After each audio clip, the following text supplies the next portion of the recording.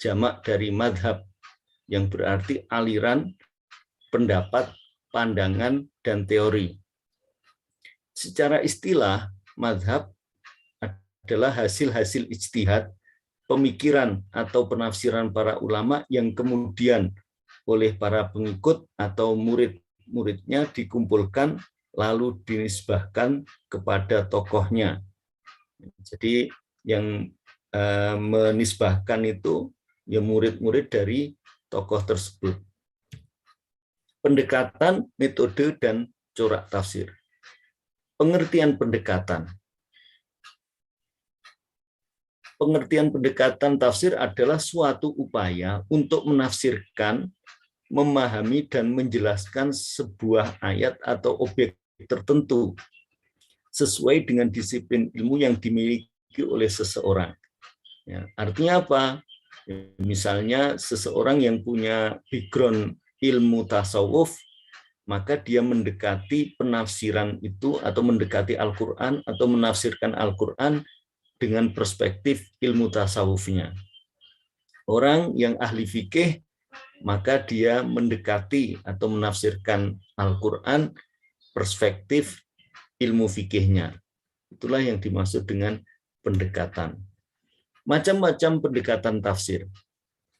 Ada pendekatan kebahasaan. Kenapa? Karena Al-Quran merupakan pesan-pesan Allah yang dikemas dalam media bahasa melalui mantuk, ya, makna tersurat, dan mafhum, makna yang tersirat. Ada yang hakiki atau literal, dan sekaligus majazi, metafor. Contoh tangan Allah. Ya, tangan Allah ketika dimaknai dengan makna hakiki, ini nanti menurut ahlu sunnah wal jamaah nggak bisa. Ya. Kenapa? Ya karena Allah itu tidak seperti makhluk. Ketika dimaknai tangan yang hakiki, ya ini nanti apa bedanya Allah dengan makhluk? Maka menurut ahlu sunnah wal jamaah, tangan Allah ini dimaknai kekuasaan Allah, ai kudratullah. Pendekatan rasio. Ketika suatu lafaz memiliki banyak alternatif makna, seorang mufasir harus mengaktifkan seluruh daya pikirnya atau ijtihadnya. Ya. Muhammad Abduh memaknai batu-batu dari sijil. Ya. Ini surat Al-Fil itu ya. Bihijaratin min sijil. Yang dibawa oleh burung-burung ababil sebagai mikrobia atau virus pembawa penyakit. Nah, ini yang dimaksud pendekatan rasio. Kalau secara teks bahwa toiron ababil tarmihim bihijaratin min sijil, yang burung-burung itu melempar Raja Abrohah dengan batu-batu kerikil dari neraka, kan teksnya seperti itu. Tetapi menurut Muhammad Abduh itu rasionalisasinya adalah bukan benar-benar burung itu membawa batu-batu dari neraka, tetapi mikrobia atau virus membawa penyakitnya. Ini pemaknaan secara rasio. Pendekatan atau pendekatan tradisi atau riwayah. Riwayat khususnya hadis Nabi Shallallahu Alaihi Wasallam berperan menjelaskan makna Al-Quran yang global, mengkhususkan yang umum, membatasi yang mutlak. Riwayat juga menjadi sumber informasi tentang sababun nuzul dan ayat-ayat yang mansukh. Ya, jadi menafsirkan Al-Quran dengan riwayat atau hadis-hadis Rasulullah. Seperti misalnya ghairil maghdubi alaihim waladhdallin, yang artinya orang-orang yang tidak dibenci oleh Allah dan juga tidak siratal ladzina an'amta alaihim ghairil maghdubi alaihim waladhdallin, yaitu jalannya orang-orang yang ghairul maghdub, yang tidak dibenci oleh Allah, waladhdallin, dan juga tidak sesat. Maka dalam satu riwayat Rasulullah memaknai ghairil maghdub, al-maghdub itu orang Yahudi. Ad-dhalin itu adalah orang-orang Nasrani. Nah, ini bentuk pendekatan riwayat yang menafsirkan Al-Quran dengan riwayat yang disampaikan oleh Rasulullah. Yang keempat, pendekatan mistis atau simbolis. Al-Quran memiliki dua tingkat makna, makna lahir dan batin. Makna batin hanya bisa ditangkap melalui penyingkapan atau kasyaf oleh orang-orang yang melakukan latihan mental sampai tingkat tertentu, hingga Allah memberinya pengetahuan atau iluminatifnya. Contohnya, inna awwala baitin wudi'a linnas. Ketika dimaknai inna awwala baitin wudi'a linnas, ini adalah Ka'bah. Ya. Tapi menurut Sahal At-Tustari, ya, makna lahir awwala baitin Ka'bah, ya, sementara makna batinnya adalah Rasulullah. Ya. Jadi yang dimaksud awwala baitin wudi'a linnas, ini makna batinnya adalah Rasulullah. Ini menurut Sahal At-Tustari. Pendekatan kontekstual. Petunjuk Al-Quran harus dipahami melalui konteks sejarah saat Al-Quran diturunkan. Di sini artinya apa? Melihat Al-Quran dari segi sababun nuzulnya atau asbabun nuzulnya. Baik keadaan sosial, politik, ekonomi, budaya, dan lain-lain. Persoalan spesifik yang ingin dipecahkan oleh tiap-tiap hukum dalam Al-Quran pada konteks tersebut juga harus dipahami. Alasan pemberlakuan hukum atau rasio legis Al-Quran atas suatu kasus harus ditangkap. Selanjutnya, alasan tersebut digeneralisasikan ya, atau ditarik secara umum dalam bentuk tujuan-tujuan moral sosial umum yang koheren dengan pesan Al-Quran secara utuh. Tujuan moral sosial umum itulah yang kemudian dibawa ke masa kini untuk dituangkan dalam rumusan yang sesuai dengan keadaan zaman. Contoh, poligami dan perbudakan. Ideal moralnya yang dituju Al-Quran adalah monogami. Artinya apa? Yang sesungguhnya yang diinginkan oleh Al-Quran itu ya bukan poligami, ya, bukan banyak istri, tapi satu istri, monogami. Dan emansipasi budak. Nah, untuk mengangkat harkat budak di zaman Rasulullah itu dengan seseorang yang merdeka atau tuan mengawini budak, ketika budak itu melahirkan anak dari majikannya, otomatis dia akan bisa merdeka. Nah ini, jadi emansipasi budak tujuannya. Sementara penerimaan Al-Quran terhadap kedua pranata tersebut secara legal dikarenakan kemustahilan untuk menghapusnya seketika. Maksudnya apa? Karena untuk menghapus perbudakan secara langsung, yaitu sulit. Karena perbudakan di zaman dulu itu sudah turun-temurun. Seluruh peradaban suatu masyarakat pasti mengenal dengan istilah perbudakan itu. Maka Islam dengan step by step atau bertahap mengangkat emansipasi budak dengan dikawini tadi. Ya, ketika dia melahirkan, otomatis dia menjadi orang yang merdeka. Jadi tujuannya bukan memperbanyak selir, ya, memperbanyak istri, tidak. Tujuan sesungguhnya tetap nikah itu satu. Tetapi dalam rangka untuk memerdekakan budak, maka dilakukanlah pernikahan atau majikan yang menikahi atau menggauli budaknya sehingga ketika dia melahirkan anaknya dia menjadi merdeka.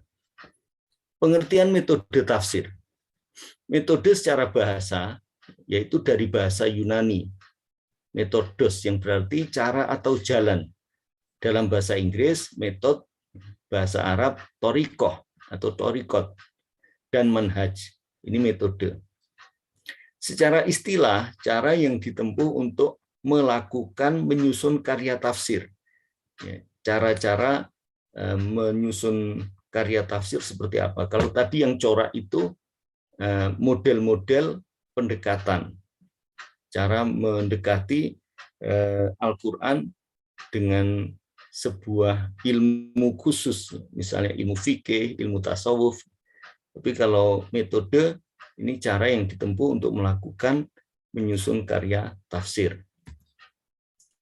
Ditinjau dari segi sumber penafsirannya ada 3. Ada tafsir bil maksur, ya, ini metode, masuk ke metode berarti. Tafsir bil ra'yi, ada tafsir bil iktironi. Tafsir bil maksur adalah penafsiran berdasarkan pada Al-Quran, hadis, riwayat sahabat, dan tabi'in. Artinya, menafsirkan Al-Quran dengan ayat Al-Quran yang lain, atau dengan hadis Rasulullah, atau dengan riwayat sahabat dan tabi'in. Ini yang dinamakan metode tafsir bil maksur. Cara menafsirkan dengan menggunakan ayat yang lain, hadis, atau riwayat sahabat. Selanjutnya tafsir bil ra'yi, yaitu cara menafsirkan berdasarkan ijtihad dan pemikiran mufassir terhadap tuntutan kaidah bahasa Arab, teori ilmu pengetahuan setelah ia menguasai ilmu bahasa Arab. Artinya apa? Bahwa setelah dia memahami makna dari Al-Quran itu, dia menafsirkan dengan pendapatnya. Ini yang dimaksud dengan tafsir bil ra'yi. Ya, tentunya pendapat ini berdasarkan ijtihad, usaha yang sungguh-sungguh di dalam memahami ayat-ayat itu. Selanjutnya tafsir bil iktironi, perpaduan antara sumber tafsir riwayat yang kuat dengan hasil ijtihad pikiran yang sehat. Ya, jadi iktironi itu menggabungkan antara tafsir bil maksur, ya, dengan ijtihad seseorang. Artinya gabungan antara tafsir bil maksur dengan bil ra'yi tadi. Itu namanya tafsir bil iktironi. Ditinjau dari segi cara penjelasannya ada 2 macam. Metode bayani dan tafsir muqarin. Metode bayani adalah penafsiran hanya dengan memberikan keterangan secara deskriptif tanpa membandingkan riwayat atau pendapat, tanpa mentarjih antara sumber yang ada. Hanya dijelaskan seperlunya saja, tidak dibandingkan pendapat ulama satu dengan yang lainnya. Sementara metode tafsir muqarin, ini penekanannya yaitu membandingkan ayat dengan ayat yang berbicara dalam masalah yang sama. Ayat dengan hadis, antara pendapat mufassir dengan mufassir yang lain, dengan menonjolkan segi perbedaannya. Namanya muqarin. Muqarin itu membandingkan. Ditinjau dari segi keluasan penjelasan tafsirnya ada 2 macam. Ada tafsir ijmali, ada tafsir itnabi. Tafsir ijmali adalah penafsiran yang hanya secara global dan tidak mendalam. Ya, seperlunya kata-kata yang dianggap sulit. Ya, misalnya inna syirka la dzulmun adzim. Inna syirka la dzulmun adzim, ini dalam rangka untuk menafsiri zalim, ya. Kata-kata zalim. Jadi yang dimaksud dengan kedzaliman itu apa? Rasulullah menjelaskan dengan inna syirka la dzulmun adzim. Sesungguhnya syirik itu adalah kedzaliman yang paling besar. Maka hanya beberapa kata atau kata-kata yang dianggap penting yang dijelaskan di dalam tafsir ijmali ini. Selanjutnya tafsir itnabi, menafsirkan secara mendetail dengan uraian yang panjang lebar sehingga cukup jelas. Namanya itnab. Itnab itu ya memanjang, ya, menjelaskan dengan panjang lebar. Ditinjau dari segi sasaran dan tertib ayat. Ayat yang ditafsirkan ada 3 macam. Pertama, tafsir tahlili, yaitu menafsirkan ayat-ayat Al-Quran dengan cara urut dan tertib sesuai dengan urutan ayat-ayat dan surat-surat dalam Al-Quran. Jadi mulai dari Al-Fatihah sampai An-Nas dijelaskan ayat per ayat, itu yang disebut dengan tafsir tahlili. Selanjutnya tafsir maudhu'i, yaitu penafsiran dengan mengumpulkan ayat mengenai satu topik tertentu dengan memperhatikan masa turunnya dan asbabun nuzul ayat dan mempelajari ayat-ayat tersebut secara cermat dan mendalam. Memperhatikan hubungan ayat yang satu dengan yang lain dalam satu masalah. Menyimpulkan masalah yang dibahas dari dilalah ayat-ayat yang ditafsirkan secara terpadu. Ya, intinya bahwa tafsir maudhu ini harus menentukan tema tertentu, misalnya tentang HAM dan Al-Quran. Maka ayat-ayat yang berhubungan dengan hak asasi manusia dikumpulkan. Kemudian dilihat kapan ayat itu turun dan sebab turunnya seperti apa. Kemudian dilihat hubungan antara satu ayat dengan yang lainnya, kemudian disimpulkan. Selanjutnya tafsir nuzuli, penafsiran dengan cara urut sesuai dengan urutan turunnya ayat. Karena Al-Quran yang ada ini, yang disusun mulai Al-Fatihah sampai An-Nas itu, bukan disusun berdasarkan masa turun, tetapi berdasarkan tauqifi. Tauqifi itu ketetapan yang disampaikan oleh Rasulullah melalui malaikat Jibril berupa wahyu dari Allah. Itu urutan Al-Quran yang sekarang. Tetapi ketika mau menafsirkan berdasarkan urutan turunnya, itulah yang dinamakan dengan tafsir nuzuli. Pengertian corak tafsir. Sebentar saya tak nyalakan kipas dulu ya, panas di sini.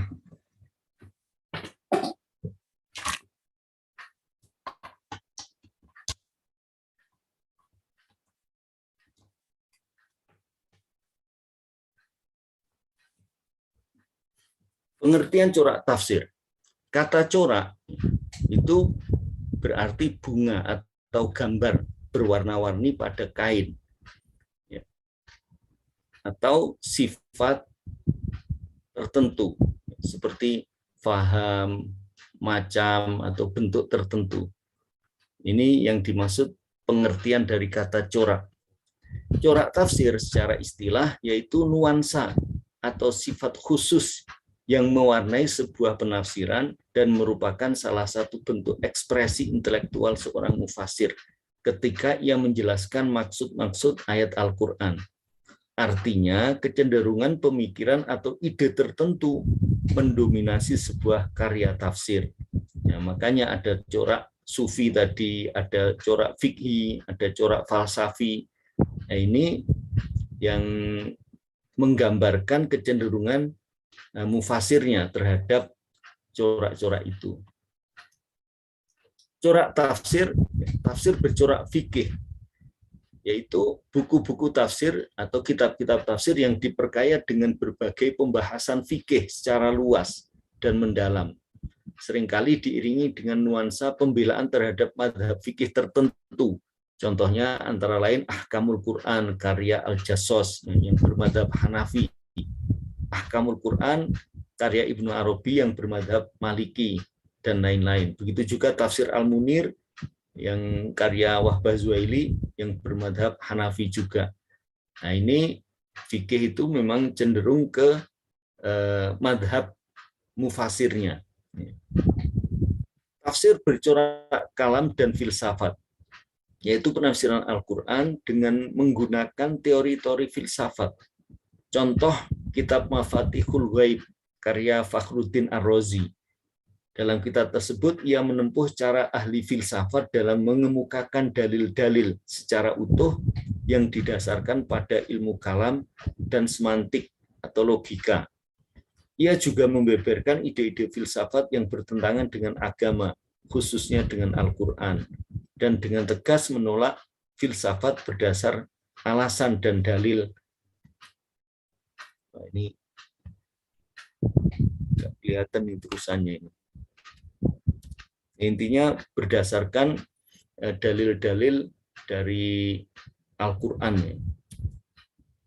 Selanjutnya, tafsir bercorak sosial, yaitu tafsir yang mengaitkan ayat-ayat Al-Quran dengan berbagai problem kemasyarakatan yang muncul, baik bersifat ekonomi, politik, sosial, budaya, dan lain-lain. Contoh karya Said Qutb, Tafsir fi Dhilalil Quran, dan penafsiran-penafsiran Abduh dalam jurnal Al-Manar, termasuk karya Quraish Shihab, yaitu Tafsir Al-Misbah, itu juga bercorak sosial, bercorak Indonesia banget. Jadi menggambarkan betapa Indonesia itu negara yang majmuk, masyarakatnya bisa toleran dan lain sebagainya. Selanjutnya, tafsir bercorak sastra kebahasaan. Tafsir yang banyak mengungkap keagungan bahasa Al-Quran dari sisi balaghah Al-Quran dan kemukjizatannya. Contohnya Al-Kasyaf, karya Az-Zamakhsyari, dan Al-Bahrul Muhit, karya Abu Hayyan, Tafsirul Quran, karya As-Sam'ani, At-Tahrir wa Tanwir, karya Ibnu Asyur.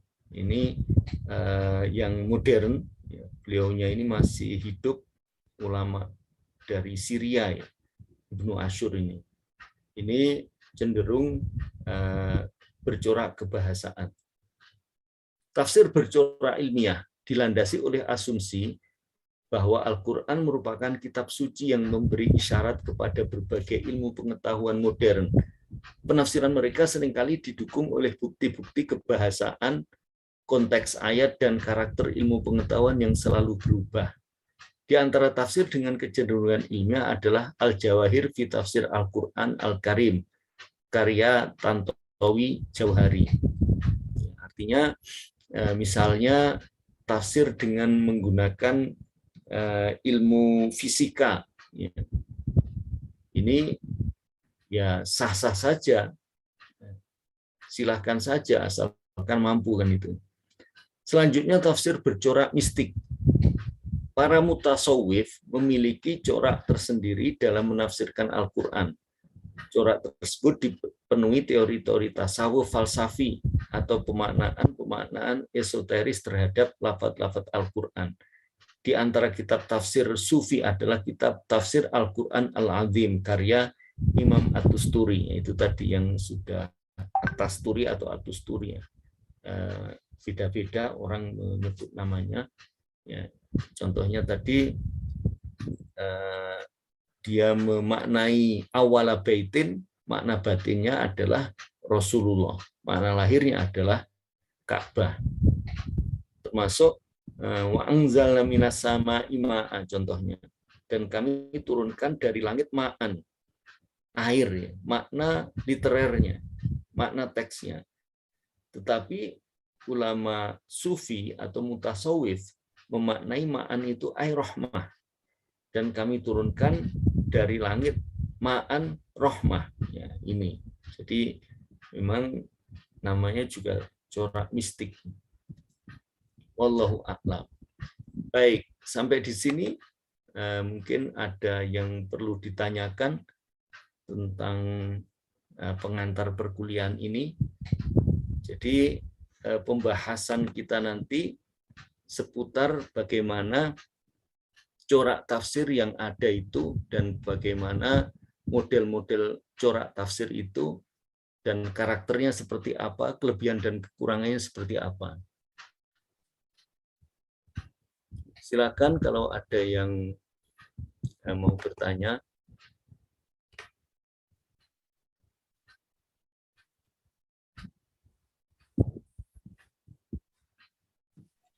Yang mau bertanya, Ustaz.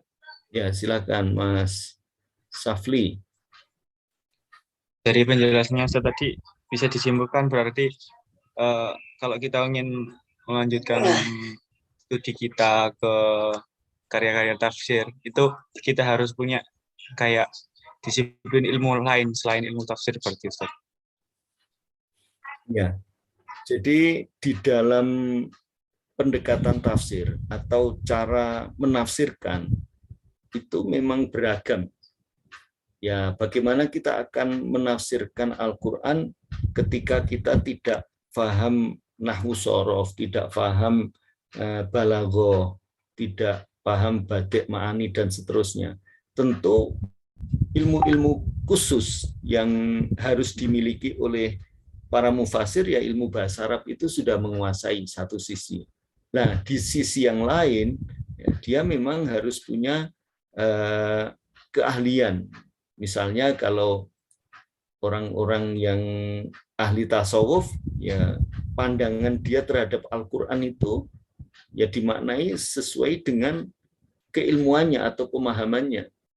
Ya, seperti wa anzalna minas sama'i ma'an tadi. Air dimaknai sebagai rahmat. Nah, ini tentu ya perspektif mereka itu benar kan itu. Tetapi secara bahasa kan ya jelas menyimpang. Nah, bagaimana nanti perdebatan ulama dalam menerima corak-corak tafsir itu nanti kita akan bahas juga. Misalnya tafsir sufi itu gimana? Ya, syaratnya tafsir sufi bisa diterima ketika tidak menyimpang dari ajaran Al-Quran secara mainstream, misalnya, secara umum. Ya, misalnya masalah akidahnya nggak menyimpang, ya boleh-boleh saja. Tapi ya makanya namanya ulama mesti ada perbedaan pendapat. Ada yang menolak sama sekali, menolak mentah-mentah. Ada yang menerima dengan syarat. Nah, artinya apa?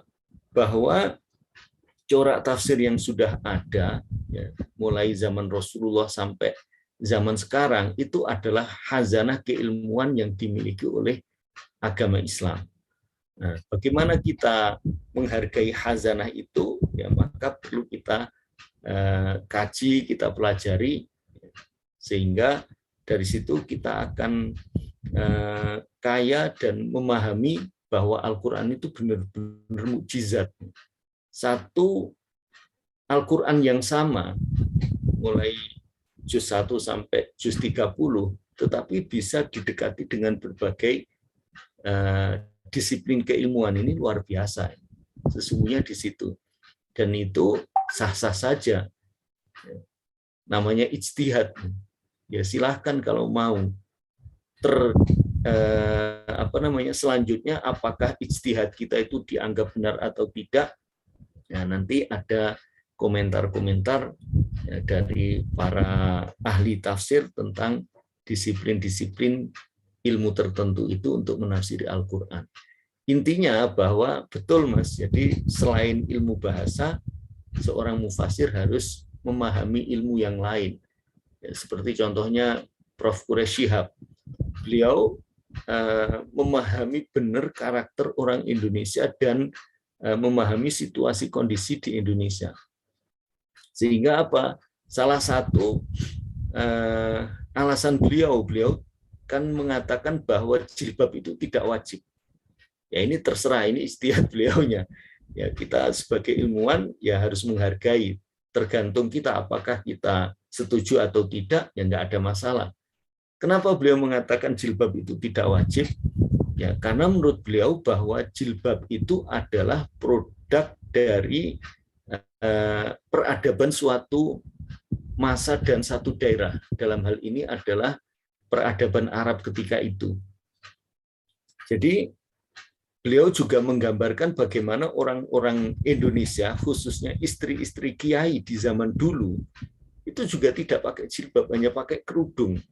Kerudung itu selembar kain yang ditempelkan di atas kepala, sehingga rambut depan, bahkan rambut yang ujung-ujungnya itu masih kelihatan.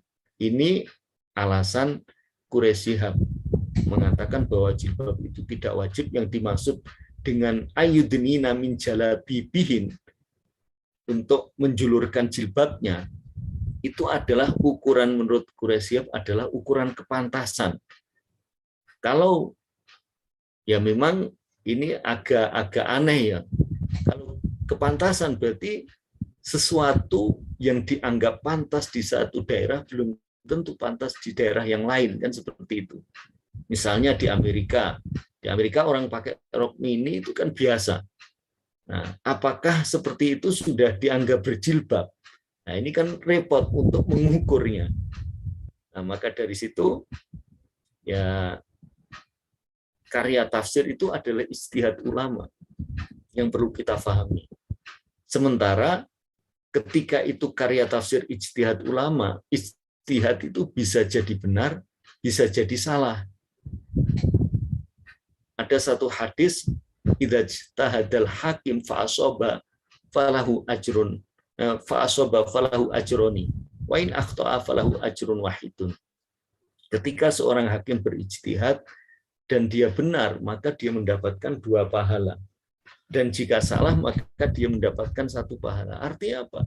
Ya kesalahan dalam berijtihad itu ya dimaklumi. Karena juga manusia, otaknya manusia kan terbatas. Dan dia tidak berdosa, bahkan mendapatkan pahala. Dan ketika dia benar, maka dia mendapatkan 2 pahala. Artinya apa? Al-Qur'annya pasti benar, Al-Qur'annya pasti valid. Tetapi tafsirnya belum tentu. Nah ini, kita harus bisa membedakan antara Al-Qur'an dan tafsir Al-Qur'an. Kalau Al-Qur'an ya benar, itu dari Allah wahyu, tapi penafsirannya belum tentu. Maka dari situ, karena ini hasil ijtihad, antara satu mufasir dengan mufasir yang lain pasti berbeda. Karena apa? Berdasarkan keilmuan mufasir itu, di mana dia hidup, di mana dia belajar, setting sosialnya, mulai politik, ekonomi, bagaimana. Seperti contohnya Muhammad Abduh, ketika dia menafsirkan ayat-ayat Al-Quran, itu cenderung tafsirnya itu tafsir haroki, ya, tafsir pergerakan. Pergerakan menggerakkan umat bagaimana bisa melawan kezaliman. Ternyata memang Muhammad Abduh ketika itu hidup di Mesir, dan orang Mesir yang notabene-nya ketika itu Mesir lagi dijajah oleh Perancis. Nah inilah hal-hal yang semacam ini ternyata nggak bisa lepas ya, dari hasil karya mufasir, dan ternyata itu mempengaruhi pola penafsiran. Sehingga ya kita harus mendudukkan sesuatu perkara itu pada tempatnya masing-masing. Al-Quran kita yakini pasti benar, tetapi penafsiran bisa jadi benar, bisa jadi salah. Dan kita boleh saja mengkritik sebuah karya tafsir, silahkan di situ. Baik, saya kira itu, Mas. Ada yang lain?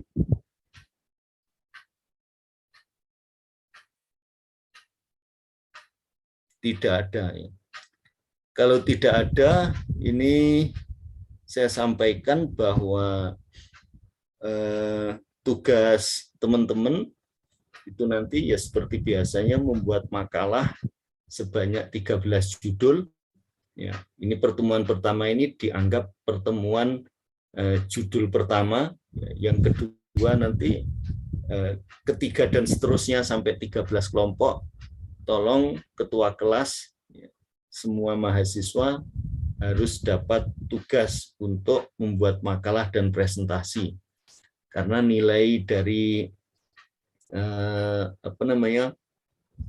hasil akhir dari penilaian itu diantaranya adalah UTS, UAS, dan keaktifan di kelas. Kalau UTS, UAS itu 25%, artinya sudah 50%. Keaktifan di kelas dalam diskusi itu 15%, kemudian makalah itu 20%, kemudian presentasi 15%, baru ini menjadi 100%. Artinya apa? Bahwa teman-teman diharapkan aktif di dalam diskusi, biar nilainya maksimal. Kemudian membuat makalahnya juga serius, ya, agar nilainya maksimal. Yang tidak kalah penting bahwa jumlah kehadiran minimal 80% dari rencana perkuliahan yang direncanakan. 80%-nya artinya teman-teman boleh tidak hadir, baik itu sakit, pingsan, atau izin sama saja, atau absen sama saja, karena di absen online ini adanya masuk dan tidak masuk, maksimal 3 kali. Kalau lebih dari itu, maka nilai tidak bisa diinput. Saya kira itu, ya, nanti tugas ketua kelas ya diskusi dengan teman-temannya untuk membagi jadi 13 kelompok, dan minggu depan kita sudah mulai presentasi. Selanjutnya saya ingin mengabsen ya. Untuk berikutnya, absen itu akan kita lakukan di awal perkuliahan. Jadi begitu jam kuliah kita 6:30, maksimal absen dilakukan jam 6.45. Teman-teman ketika melebihi itu dianggap tidak hadir, walaupun masih boleh masuk ke Zoom. Maka tolong perhatikan kehadiran maksimal keterlambatan itu 15 menit dari jam yang ditentukan. Artinya jam 6.45. Baik, saya absen dulu. Mulia Az-Zahari. Hadir, Ustaz. Baik. Akromunisa. Hadir, Ustaz. Rifkoh Nashwa Nabila. Hadir, Ustaz. Nabila Sema Sabriyah. Hadir, Ustaz. Nusa Aflihul Inayah. Aflahul. Hadir, Ustaz. Ulfi Muyasaro. Hadir, Ustaz. Ufikoh Yunima Nuarsa. Hadir, Ustaz. Nizamul Malik Akbar. Hadir, Ustaz. Miza Maulidia Pratiwi. Hadir, Ustaz. Sulistiani. Hadir, Ustaz. Idhom Khalid. Hadir, Ustaz. Syarifi Lu'ul Mufarihah. Syarifi Lu'ul Mufarihah. Hadir, Ustaz. Oke. Umi Kulsum. Hadir, Ustaz. Oktana Dipenta Amrullah. Hadir, Ustaz. Gabriela Lubaba. Hadir, Ustaz. Rafi Hidayat. Rafi Hidayat. Latifah Nurul Hidayah. Hadir, Ustaz. Diah Puput Solihatin. Hadir, Ustaz. Mutmainnah. Hadir, Ustaz. Francisca Widiawati. Nora Atika. Hadir, Ustaz. Ahmad Haryono. Dipantara Magdis. Hadir, Ustaz. Zahra Tamara Miftah. Hadir, Ustaz. Muhammad Naufal Nasrullah. Hadir, Ustaz. Dafa Akila Musyafa. Makum, Ustaz. Nilna Muna Aishi. Hadir, Ustaz. Safli Arafat Aliafi. Hadir, Ustaz. Maulana Iqbal Firdaus. Hadir, Ustaz. Muhammad Ulwan Sultan Iqbal. Hadir, Ustaz. Nadia Utari. Hadir. Muhammad Nurus Syarifuddin. Hadir, Ustaz. Aisyah Salsabila. Hadir, Ustaz. Nadia Rantika. Nadia Rantika. Hadir, Ustaz.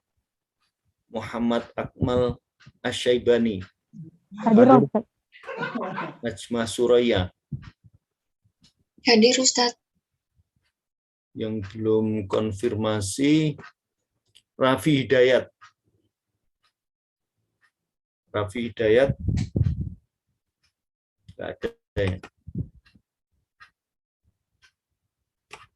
Baik, sampai di sini perkuliahan kita. Insya Allah habis ini saya share di grup kelas PPT dan RPS ya, rencana pembelajaran studi, rencana pembelajaran semester, dan nanti ketua kelas bisa membagi tugasnya dan juga kelompoknya. Kita akhiri perkuliahan ini dengan bacaan hamdalah. Alhamdulillahirrabbilalamin.